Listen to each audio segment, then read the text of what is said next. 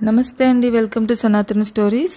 ఈరోజు మనం అసలు ప్రదక్షిణ ఎందుకు చేయాలి, అలాగే ప్రదక్షిణ చేసేటప్పుడు చెప్పుకోవలసిన శ్లోకము మరియు దాని అర్థము తెలుసుకుందాం.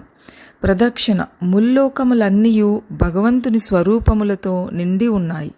ఆ భగవంతుని సగుణాకరమైన విగ్రహమునకు గాని లింగమునకు గాని ప్రదక్షిణము చేసినట్లయినా ముల్లోకములను చుట్టి సర్వదేవతలకు నమస్కారాలు చేసిన ఫలితం ఉంటుంది. అందుకే ప్రదక్షిణము పూజాంగములో ఒకటిగా చేర్చారు.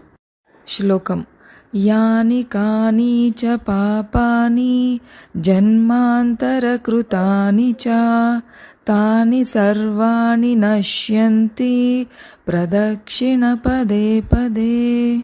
ఈ జన్మలో లేదా జన్మలలో చేసినటువంటి పాపాలకు క్షమాపణ కోరడం ఈ శ్లోకం యొక్క అర్థం.